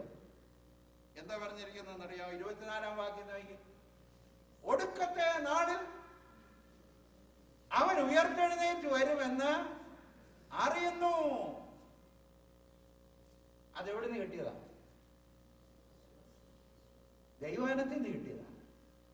അപ്പോൾ മാർത്തയും മറിയയും കൂടെ ലാസർ മരിച്ചു കഴിഞ്ഞ് കല്ലറയ്ക്കുള്ളിലേക്ക് ആ ശരീരം വെച്ചേച്ച് പോന്നപ്പോ പ്രത്യാശയില്ലാത്ത മറ്റുള്ളവരെ പോലല്ല വന്നേ. പ്രത്യാശ ഉള്ളവരായിട്ട് തന്നെയാ വന്നത്. ഞങ്ങളുടെ കർത്താവ് എന്റെ സഹോദരനെ, ഞങ്ങളുടെ സഹോദരനെ ഉയർപ്പിക്കും. ന്യായപ്രമാണ പുസ്തകം അറിയാവുന്നത് കൊണ്ട് അവർ പറയും, ദാനിയേലിന്റെ പുസ്തകത്തിന്റെ വെളിച്ചത്തിൽ പറയും, ഒടുക്കത്തെ നാളിൽ ജീവനായിട്ട് എഴുന്നേറ്റ് വരും എന്ന് ഞങ്ങൾ വിശ്വസിക്കുന്നു. Faith in the answer to prayer, faith in the scriptures. അതുകൊണ്ട് പ്രത്യാശ ഉണ്ടാകണമെന്നുണ്ടെങ്കിൽ ദൈവവചനം കൊണ്ട് നിറഞ്ഞോണേ. ആശ നശിക്കുന്ന സ്ഥലങ്ങളിൽ ആശ കൊണ്ട് നിറഞ്ഞിരിക്കണമെങ്കിൽ ദൈവവചനം കൊണ്ട് നമ്മുടെ ജീവിതം നിറഞ്ഞു നിൽക്കണം. That's the only way we can have hope. രണ്ട് കാര്യം ഞാൻ പറഞ്ഞു. ഒന്ന്, പ്രാർത്ഥനയുടെ മറുപടി ഉണ്ടെന്നുള്ള വിശ്വാസം. രണ്ട്, വചനത്തിലുള്ള വിശ്വാസം. മൂന്ന്, കർത്താവിന്റെ ആ ക്യാരക്ടറിലുള്ള സ്വഭാവം, വിശ്വാസം. എന്താ കർത്താവ് പറഞ്ഞത്? ഞാൻ തന്നെ പുനരുത്ഥാനവും 25-ാം വാക്യം. ഉടനെ മാർത്ത തന്നെ പറഞ്ഞെന്നറിയോ? I do believe. ഈ കർത്താവിനെ കൂടുതൽ അറിയുമ്പോഴാണ് നമ്മുടെ പ്രത്യാശ വർദ്ധിക്കുന്നത്. ഞാൻ തന്നെ പുനരുത്ഥാനവും ജീവനുമാകും. അതായത് തമ്പുരാൻ പ്രവർത്തിച്ച് പകുതി വഴി പുനരുത്ഥാനവും മരണത്തിൽ അവസാനിക്കുകയല്ല, പുനരുത്ഥാനവും ജീവനും തരാൻ ഞങ്ങളുടെ കർത്താവിന് കഴിയും. വാസ്തവത്തിൽ നമ്മുടെ ജീവിതത്തിൽ പ്രത്യാശ ഉണ്ടാകണമെങ്കിൽ യേശുതമ്പുരാൻ നമ്മുടെ ജീവിതത്തിൽ പ്രവർത്തിക്കുന്നത് പകുതി വഴിക്ക് വെച്ച് അവസാനിപ്പിക്കുകയില്ല എന്ന് ഉറപ്പാക്കണം. വിളിച്ചവരെ നീതീകരിച്ചും നീതീകരിച്ചവരെ മുന്നറിഞ്ഞവരെ വിളിച്ചവരെ നീതീകരിച്ചും നീതീകരിച്ചവരെ തേജസ്കരിച്ചും ഇരിക്കുന്നു. പാസ്റ്റ് ടെൻസിലാണ് പറഞ്ഞിരിക്കുന്നത്. അപ്പോൾ ദൈവത്തെ സംബന്ധിച്ചിടത്തോളം എന്റെ പരിപാടികളെല്ലാം, എന്റെ ജീവിതം മുഴുവൻ കർത്താവിന്റെ മുമ്പിൽ തികഞ്ഞിരിക്കുകയാണ്. അത് പകുതി വെച്ച് അവസാനിപ്പിക്കുകയില്ല. I believe in the character of God. എനിക്ക് വേണ്ടി സകലവും നന്നായി ചെയ്യുന്നൊരു കർത്താവ്. ദൈവത്തെ സ്നേഹിക്കുന്നവർക്ക്, നിർണയപ്രകാരം വിളിക്കപ്പെട്ടവർക്ക് സകലവും നന്മയ്ക്കായി കൂടി വ്യാപരിക്കുന്നു എന്ന് ഞാൻ വിശ്വസിക്കുന്നു. അപ്പോൾ പ്രത്യാശ വർദ്ധിക്കുക ഇല്ലയോ? പ്രാർത്ഥനയ്ക്ക് മറുപടി ഉണ്ടെന്നുള്ള പ്രത്യാശ, ദൈവവചനത്തിൽ കൂടെ എനിക്ക് ലഭിക്കുന്ന പ്രത്യാശ, കർത്താവിന്റെ സ്വഭാവത്തിൽ, ദി ആട്രിബ്യൂട്ട്സ് ഓഫ് ഗോഡ്, അതിൽ കൂടെ ലഭിക്കുന്ന പ്രത്യാശ, എനിക്ക് വേണ്ടി സകലവും നന്നായി ചെയ്യുമെന്ന് ഉറച്ചു വിശ്വസിക്കുന്ന പ്രത്യാശ. അതുകൊണ്ടായിരിക്കാം സങ്കീർത്തനക്കാരൻ ഇപ്രകാരം പറഞ്ഞു, എൻ മനമേ നീ ഉള്ളിൽ വിഷാദിച്ച് ഞരങ്ങുന്നത്. അടുത്ത വാചകം ശ്രദ്ധിക്കണേ, പ്രത്യാശിക്കുക എന്നല്ല പറഞ്ഞേ, ദൈവത്തിൽ hope in God. Hope in God. അപ്പൊ നമ്മുടെ ജീവിതത്തിന്റെ പ്രതിസന്ധികളിൽ എവിടാ പോകണ്ടെന്ന് അറിയാമോ? ദൈവത്തിൽ പ്രത്യാശിക്കണം. We have hope all the time. എപ്പോഴും നമുക്ക് പ്രത്യാശയുണ്ട്. എന്റെ വീണ്ടെടുപ്പുകാരൻ ജീവിക്കുന്നു, ഇയ്യോബ് പറഞ്ഞു. കർത്താവിൽ പ്രസിദ്ധനായ KV സൈമൺ സാർ ഇപ്രകാരം പാടി: കാർമേഘത്തിനുള്ളിൽ ഈ ഞാൻ മിന്നും സൂര്യ ശോഭ കാണും. ഈ ഭവനം ഇൻഫ്ലുവൻഷ്യലായി തീർന്നതിന്റെ കാരണമാണ് നാം പഠിച്ചത്. യേശുവുള്ള ഭവനം, യേശുവിന്റെ സമാധാനമുള്ള ഭവനം, യേശുവിൽ അടിയുറച്ച വിശ്വാസമുള്ള ഭവനം, യേശുവിൽ പ്രത്യാശ നിറഞ്ഞ ഭവനം. എത്ര സാഹചര്യം മോശമായാലും എനിക്ക് തോന്നുന്ന ആ ഭവനത്തിലോട്ട് പോയാൽ അവരുടെ ഉള്ളിൽ ഒരു പ്രത്യാശയുടെ വാക്കുണ്ട്, പ്രത്യാശയുടെ ഒരു പുഞ്ചിരിയുണ്ട്. There is hope for them. അവസാനമായി നോക്കിക്കാട്ടെ, ഹോം ഓഫ് വിറ്റ്നസ്, സാക്ഷ്യമുള്ള ഭവനം. അങ്ങനെയാണ് ബഥാനി എന്ന് അറിയപ്പെടുന്നത്, സാക്ഷ്യമുള്ള ഭവനം. യേശുവുള്ള ഭവനം, യേശുവിന്റെ സമാധാനമുള്ള ഭവനം, യേശുവിൽ വിശ്വാസമുള്ള ഭവനം, യേശുവിൽ പ്രത്യാശയുള്ള ഭവനത്തിന് ഒരു സാക്ഷ്യം ഉണ്ട്. ഒരു സാക്ഷ്യം നോക്കിക്കാട്ടെ, 3 പേരുടെ സാക്ഷ്യം. ഒന്ന്, വിറ്റ്നസ് ഓഫ് വർഷിപ്പ്, മറിയയുടെ ആരാധനയുടെ സാക്ഷ്യം. മറിയയെ കുറിച്ച് നമ്മുടെ മനസ്സിൽ ആദ്യം വരുന്ന എന്താണെന്ന് ആലോചിച്ച് നോക്കി. ബഥാനിയിലെ മറിയ എന്ന് ഞാൻ ഇപ്പോൾ മെൻഷൻ ചെയ്യുമ്പോൾ ആദ്യം നിങ്ങളുടെ മനസ്സിൽ വരുന്ന ചിന്ത എന്താണെന്നറിയാമോ? യേശു കർത്താവിന്റെ കാൽക്കൽ ഇരുന്ന് സന്തോഷിക്കുന്നു. Worship of Mary. ആരാധനയ്ക്ക് ഒരു സാക്ഷ്യമുണ്ട്. സത്യാരാധന ഇത് കേട്ടിട്ടുണ്ട്. ആത്മാവിനെ സത്യത്തിലും ആരാധിക്കും. നമ്മുടെ ജീവിതാരാധന സത്യത്തിലും ആത്മാവിലുമാകുമ്പോൾ മറ്റുള്ളവരെ അത് സ്വാധീനിക്കും, നിശ്ചയമായി സ്വാധീനിക്കും. കാരണം എന്താണെന്നറിയാമോ? ആരാധനയ്ക്ക് ഒരു ആകർഷണീയതയുണ്ട്. There is a beauty and attraction to true worship. ചില സമയത്തൊക്കെ കർത്താവിൽ ആരാധിക്കുകയും സന്തോഷിക്കുകയും ചെയ്യുന്ന ചില വിശ്വാസികളെ ഒക്കെ കാണുമ്പോൾ നമ്മുടെ ഹൃദയത്തിൽ കൂടെ വരത്തില്ലയോ, എത്രമാത്രം അവർ കർത്താവിൽ സന്തോഷിക്കുന്നു. You see them rejoicing in the Lord. ഞാനൊരു കഥ കേട്ടിട്ടുണ്ട്. വെയിൽസിൽ ആത്മീയ ഉണർ ഉണ്ടായിരുന്ന സമയത്ത് മൈനി ജോലി ചെയ്യുന്ന ഒരു തൊഴിലാളി, ഒരു വെരി റഫ് മാൻ, തിരിച്ചു വന്നപ്പോൾ ആ സ്ത്രീ യോഗത്തിന് പോയിരിക്കുക. അപ്പൊ അവിടെ എന്നും യോഗവും കൂട്ടവും ഒക്കെ പരിപാടി നടക്കാം. പക്ഷെ അദ്ദേഹത്തിന് വലിയ രൂപാന്തരമൊന്നുമില്ല. എവിടാന്ന് ചെന്നപ്പോ പള്ളിയിൽ പോയിരിക്കാന്ന് പറഞ്ഞ അദ്ദേഹം ചെന്നപ്പോ ആലയം നിറഞ്ഞിരിക്കുക. അപ്പൊ ഇവിടെ ഈ സ്ത്രീയെ വിളിച്ചോണ്ട് വരാനായിട്ട് തർച്ചനം ചെയ്യാനായിട്ടൊക്കെ ആ പോയത്. അവിടെ ചെന്ന് കഴിഞ്ഞപ്പോ നിറഞ്ഞിരിക്കുക. ആദ്യം പുറത്തു നിന്നും അവിടുത്തെ ആരാധനയൊക്കെ കണ്ടപ്പോ ഒരല്പം കഴിഞ്ഞപ്പോൾ പോർച്ച് കയറി നിന്നു. ഒരല്പം കൂടെ കഴിഞ്ഞപ്പോൾ അകത്ത് കയറി, കുറെ കഴിഞ്ഞപ്പോൾ അകത്ത് കയറി ഇരുന്നു. ഇതാ വെയിൽസ് നടന്നു മാത്രമല്ല, എനിക്കിന്ന് അനുഗ്രഹിക്കപ്പെട്ട ഒരു മിഷണറി ഡോക്ടറെ അറിയാം. വഴിയെ കൂടെ യാത്ര ചെയ്തു പോയപ്പോൾ കുറച്ച് വിശ്വാസികൾ ഇരുന്ന് ആരാധിക്കുന്നത് കണ്ട് എന്താണെന്ന് അറിയാനായിട്ട് കയറിയതാണ്. His life was transformed. Worship has beauty. സത്യാരാധനയ്ക്ക്, ട്രൂ ഡിവോഷൻ, സത്യമായ രീതിയിൽ അല്ലെങ്കിൽ റിയൽ ആയിട്ടുള്ള രീതിയിൽ ഉപവസിക്കുകയും പ്രാർത്ഥിക്കുകയും ദൈവസന്നിധിയിൽ ഇരിക്കുകയും കർത്താവിന് കൊടുക്കുകയും കർത്താവിനെ വർഷിപ്പ് ചെയ്യുകയും ചെയ്യുമ്പോൾ it creates an influence in the society. നമ്മുടെ കുടുംബത്തിലെ ആരാധന, നമ്മുടെ വ്യക്തിപരമായ ആരാധന, നമ്മുടെ സഭാരാധന ലോകത്തെ സ്വാധീനിക്കുന്നതായി തീരട്ടെ എന്ന് ഞാൻ പ്രാർത്ഥിക്കുന്നു. 2, not only witness of worship, witness of life.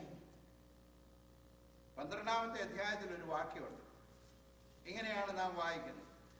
9-ാം വാക്യം: അവൻ അവിടെ ഉണ്ടെന്നറിഞ്ഞിട്ട് യഹൂദന്മാരുടെ ഒരു വലിയ സമൂഹം യേശുവിന്റെ നിമിത്തം മാത്രമല്ല, അവൻ മരിച്ചവരിൽ ഉയർപ്പിച്ച ലാസറിനെ കാണുവാനായിട്ടും കൂടെ വന്നു. അപ്പൊ അവർ വന്ന എന്തിനാണെന്നറിയാമോ? Just see Lazarus. ലാസർ ഒരു വാചകവും പറഞ്ഞതായി, പ്രാർത്ഥിച്ചതായിട്ടോ ഡിവോഷൻ നടത്തിയതായിട്ടോ ഒന്നും അവിടെ കാണുന്നില്ല. അദ്ദേഹത്തിന്റെ സാക്ഷ്യം എന്നാണെന്നറിയാമോ? ജീവനുണ്ടെന്നുള്ളത് തന്നെ സാക്ഷിയാണ്. ആത്മീക ജീവൻ ഉണ്ടെന്നുള്ളത് തന്നെ സാക്ഷ്യമാണ്, ഒന്നും പറയണ്ട. The very life is a witness. അപ്പൊ ഇന്ന് നമുക്ക് ലോകത്തിന് സാക്ഷ്യം കൊടുക്കണമെങ്കിൽ യേശുക്രിസ്തുവിന്റെ ജീവനാൽ നാം നിറയണം. അതാണല്ലോ ആത്മീക ഉണർവ് എന്നൊക്കെ പറയുന്ന റിന്യൂവൽ, റിവൈവൽ. നമ്മുടെ ജീവിതത്തില് ഒരു ജീവൻ ഉണ്ടാകണം. നിങ്ങൾക്ക് ജീവൻ ഉണ്ടാകുവാനും സമൃദ്ധിയായ ജീവൻ ഉണ്ടാകും. സെയിന്റ് ഫ്രാൻസിസ് ഓഫ് അസീസിയുടെ കൂടെ അവരെ ഒരു ദിവസം വിറ്റ്നസ് ചെയ്യാനായിട്ട് പോയി. അവിടുത്തെ ഒരു ഒരു സന്യാസിയെ കൊണ്ടാ പോയത്. അവർ പോയ വഴിയിലൊക്കെ ഇദ്ദേഹം പല കാര്യത്തിനകത്ത് ഇടപെട്ടത് കൊണ്ട് അന്ന് ഈ പ്രസംഗിക്കാൻ സ്ട്രീറ്റ് പ്രീച്ചിങ് ഒന്നും നടന്നില്ല. ഇങ്ങ് പോകുന്നു. അപ്പൊ തിരിച്ചു വരുന്ന വഴി കൊച്ചൻ ചെറുപ്പക്കാരൻ പറഞ്ഞു, sir, we did not preach today. He said, yes, we have already preached. നമ്മൾ ഒന്നും ചെയ്തില്ലെങ്കിലും, നമ്മൾ ഒരു വാക്ക് പോലും പറഞ്ഞില്ലെങ്കിലും, our very life preaches. നമുക്കതല്ലയോ ആവശ്യം? ഈ സാക്ഷ്യമല്ലയോ നമുക്ക് ആവശ്യം? ആരാധനയുടെ സാക്ഷ്യം, ആത്മീക ജീവന്റെ സാക്ഷ്യം. ദൈവത്തിന്റെ ശക്തിയാൽ നിറഞ്ഞ് ഞാനും നിങ്ങളും ജീവിക്കുമ്പോൾ, as we walk, we give a testimony. Charles Finny ഒരിക്കൽ ഒരു വ്യവസായശാലയിൽ കയറിയ ചരിത്രം കേട്ടിട്ടുണ്ട്. ആ വ്യവസായശാലയിൽ കയറി അവിടെ ഒരുപാട് പെൺകുട്ടികൾ ജോലി ചെയ്ത സ്ഥലമാണ്. ടെക്സ്റ്റൈൽ മില്ലാണെന്ന് തോന്നുന്നു. അപ്പോൾ കയറി കഴിഞ്ഞ ഉടനെ പരിഹസിക്കാൻ തുടങ്ങി. അദ്ദേഹം ഒന്നും കണ്ടില്ല. അദ്ദേഹം വ്യവസായശാല കാണാൻ പോയത്. എന്നാൽ അദ്ദേഹം ആ ഡോറിൽ കൂടെ എക്സിറ്റ് ചെയ്യുന്നതിന് മുമ്പേ വലിയ നിലവിളി ഉണ്ടായി. ആ മനുഷ്യന്റെ ജീവിതത്തിൽ കൂടെ പുറത്തേക്ക് പ്രചരിച്ചു വന്ന, അല്ലെങ്കിൽ പുറത്തേക്ക് വന്ന ആ ജീവന്റെ അനുഭവം. നമുക്ക് ആ ഒരു സൂപ്പർ നാച്ചുറൽ ലൈഫ് വേണ്ടായോ? അത് ദൈവം നമുക്ക് തരുന്നല്ലോ. പെന്തക്കോസ്ത് നാളിൽ ദൈവത്തിന്റെ മക്കൾ ആത്മനിറവിലായപ്പോ ചുറ്റുപാട് നിന്നവർ അറിയാതെ ചോദിച്ചു, ഇതെന്താകുന്നു? What is this? എന്തുകൊണ്ടോ നമ്മുടെ ജീവിതത്തെ കുറിച്ച് ആരും ചോദിക്കുന്നില്ല. Nobody is interested. നമ്മുടെ ജീവിതത്തെ കുറിച്ച് ഒരു ക്വസ്റ്റ്യൻ പോലും ഇല്ല. കാരണം ഡിഫറൻസ് ഒന്നും ഇല്ലല്ലോ. Worship of witness of worship, ആരാധനയുടെ സാക്ഷ്യം. 2, ജീവന്റെ സാക്ഷ്യം. മാർത്തയുടെ കാര്യം കൂടെ പറയട്ടെ.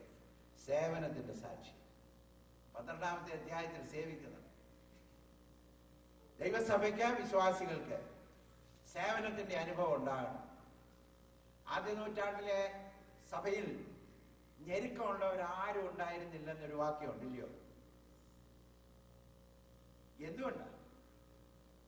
The church was a serving church. പുറകോട്ട് പോയവരൊക്കെ തിരിച്ചു വന്നിട്ടുണ്ട്. എന്തുകൊണ്ടാണെന്നറിയാം? മർക്കോസ് എന്ന് പറയുന്ന പിന്മാറ്റക്കാരൻ തിരിച്ചു വന്നു. ബർന്നബാസ് എന്ന് പറയുന്ന കർത്താവിന്റെ ശുശ്രൂഷകൻ. ബർന്നബാസിന് പുസ്തകമില്ല, ബർന്നബാസിന് പ്രസംഗമില്ല, ബർന്നബാസിന് ലിസ്റ്റ് ചെയ്യാൻ ഒന്നുമില്ല. പക്ഷേ ബർന്നബാസിന് ഒന്ന് പറയാനുണ്ട്. തന്റെ ജീവിതത്തിൽ കൂടെ നേടിയെടുത്ത എത്രയോ പേർ. He just served. ലോകത്തിന് നമ്മുടെ സേവനം ആവശ്യം, ഇല്ലയോ? ശുശ്രൂഷ ആവശ്യം. We are called to serve. കോമ്പറ്റീഷനിൽ ശുശ്രൂഷിക്കാനല്ല, കമ്പൽഷനിൽ ശുശ്രൂഷിക്കാനല്ല. ഈ ശുശ്രൂഷയ്ക്കകത്ത് മത്സരമൊന്നുമില്ല.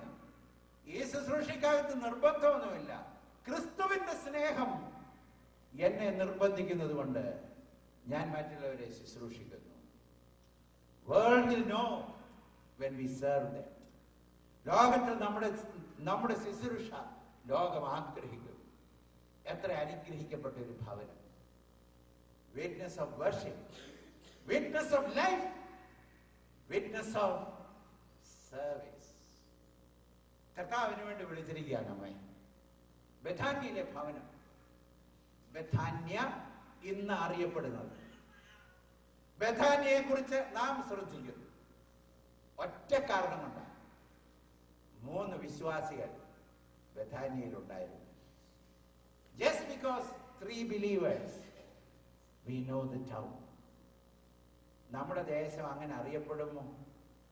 ഞാൻ അവിടെ ഇരുന്നോണ്ടിരുന്നപ്പോ, പെട്ടെന്ന് ഇത് ചിന്തിച്ചോണ്ടിരുന്നപ്പോ ഇടയാറന്മുളയെ കുറിച്ച് ചിന്തിച്ചു കേട്ടോ. ഇടയാറന്മുളയെന്ന് എന്റെ മനസ്സിലോട്ട് പോയാൽ രണ്ടുപേരുടെ പേര് എൻ്റെ മനസ്സിൽ കൊടുക്കും. ഭക്തന്മാരാ രണ്ടുപേരും. They influenced the place. എത്ര നാളായി നാം പാർക്കുന്നു, നാം ജീവിക്കുന്നു, നാം ഉണ്ടെന്ന് അറിയുന്നുണ്ടോ? സ്വാധീനിക്കുന്നുണ്ടോ? കർത്താവ് നമ്മെ വിളിച്ചിരിക്കുന്നു. യേശുവുള്ള ഭവനം, യേശുവിന്റെ സമാധാനമുള്ള ഭവനം, യേശുവിൽ വിശ്വസിക്കുന്ന ഭവനം, യേശുവിൽ പ്രത്യാശിക്കുന്ന ഭവനം, യേശുവിന് വേണ്ടി സാക്ഷിക്കുന്ന ഭവനം. കുടുംബജീവിതത്തെ കുറിച്ചൊക്കെ പറയുമ്പോൾ ഞാൻ ഉപയോഗിക്കുന്ന ഒരു ഉദാഹരണം, ഒരു ദേശത്തെ ഒരു അല്പം വഴിതെറ്റി, അല്പമല്ല നന്നായി വഴിതെറ്റി ജീവിച്ച ഒരു സ്ത്രീ ഉണ്ടായിരുന്നു. അവളുടെ ജീവിതത്തെ കുറിച്ച് എല്ലാവർക്കും അറിയാം. നല്ല പ്രസിദ്ധിയല്ല, പേരുദോഷം വരുത്തിയ ഒരു സ്ത്രീ. ആ സ്ത്രീ ഒരു ദിവസം അടുത്തുള്ള ഒരു ചർച്ചിലെ സീനിയർ പാസ്റ്ററിനെ ഫോൺ ചെയ്തേച്ച് പറഞ്ഞു, എനിക്ക് കൗൺസിലിങ്ങിന് ഒരു അല്പ സമയം തരണമെന്ന്. I want to talk to you, give me little time. അപ്പൊ ഇദ്ദേഹം ആ പേര് ചോദിച്ചു, ആരാ വിളിക്കുന്നതെന്ന് ചോദിച്ചു. പേര് കേട്ടപ്പോ ഇദ്ദേഹം ഞെട്ടിപ്പോയി. അപ്പൊ അദ്ദേഹം ഓർത്ത്, ഈ സ്ത്രീ എന്തിനാ എന്റെ ഓഫീസിൽ വരുന്നത്? നല്ല പ്രസിദ്ധി അല്ലാതെ അവളുടെ പേര് ദേശത്ത് അരുതാത്ത രീതിയിലാണ് അറിയപ്പെടുന്നത്. അദ്ദേഹം ഈ ഒരു ചോദ്യം അങ്ങോട്ട് ചോദിച്ചു, എന്തിനെ കുറിച്ചുള്ള വിഷയമാണ്? What do you want to talk about?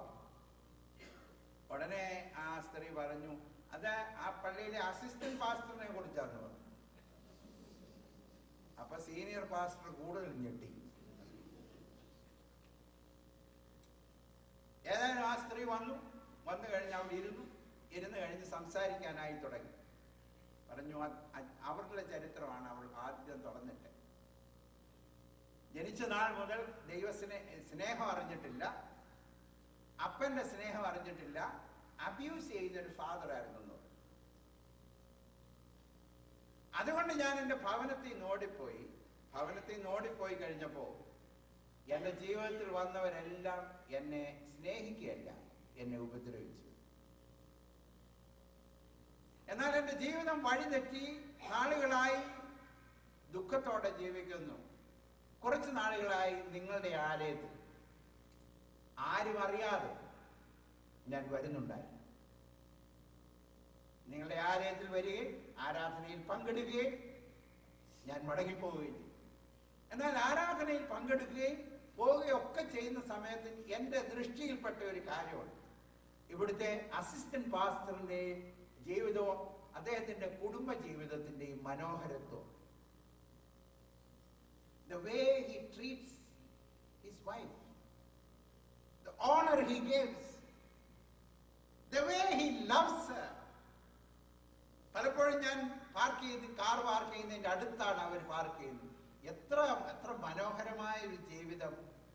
അവസാനം ഇപ്രകാരം ആ സ്ത്രീ പറഞ്ഞു, pastor, if this is Christianity, I want it. ഇതാണ് ക്രിസ്തീയ ജീവിതമെങ്കിൽ എനിക്ക് വേണം. ആ മുറിയിൽ, കൗൺസിലിംഗ് മുറിയിൽ മുട്ടുകുത്തി ആ സ്ത്രീ യേശു കർത്താവിനെ സ്വീകരിച്ചു. ആലയത്തിലെ ഭാഗമായി ആരാധനയിൽ പങ്കുകൊണ്ടു ഒരു നല്ല ക്രിസ്ത്യാനിയായി ജീവിതം രൂപാന്തരപ്പെട്ടു. ഒരു കുടുംബത്തിന്റെ സ്വാധീനം. എല്ലാവരെയും വിദൂരതയിൽ മിഷന് വേണ്ടി ദൈവം അയക്കുന്നില്ല. അയക്കുന്നവർ പോകണം. നിങ്ങളെ ആക്കിയ സ്ഥലത്ത്, നിങ്ങളുടെ ഓഫീസിൽ, നിങ്ങളുടെ ചുറ്റുപാടിൽ, your neighbors, live out the faith. ജീവിച്ചത് കൊണ്ട് പട്ടണത്തിന് സ്വാധീനം ഉണ്ടാകണം. പട്ടണത്തെ കുറിച്ച് ഓർക്കുമ്പോൾ നമ്മളെ ഓർക്കണം. അത്ര രീതിയിൽ സ്വാധീനിച്ച് ജീവിക്കാൻ മാർത്തയ്ക്കും മറിയയ്ക്കും ലാസറിനും അന്ന് കഴിഞ്ഞെങ്കിൽ ദൈവത്തിന്റെ പരിശുദ്ധാത്മാവിനാൽ നിറയപ്പെട്ട പുതിയ നിയമ സഭയുടെ വിശ്വാസികളായ നമുക്ക് സ്വാധീനിക്കാൻ കഴിയത്തില്ലയോ? നിശ്ചയമായും കഴിയും. We can influence the world. This little light of mine, I am going to let it shine. എന്റെ കൊച്ച വിളക്ക് എന്റെ ഈ ദേശത്ത്, എന്റെ ചുറ്റുപാടിൽ, Lord, I want to shine for you. യേശുവുള്ള ജീവിതം, യേശുവിൽ വിശ്വാസമുള്ള ജീവിതം, യേശുവിന്റെ സമാധാനം അനുഭവിക്കുന്ന ജീവിതം, യേശുവിൽ പ്രത്യാശയുള്ള ജീവിതം, സാക്ഷ്യമുള്ള ജീവിതം. ദൈവമേ, എന്റെ ജീവിതം അങ്ങനെയാക്കി തീർക്കണമേ. പ്രാർത്ഥിക്കാം. തലയുടെ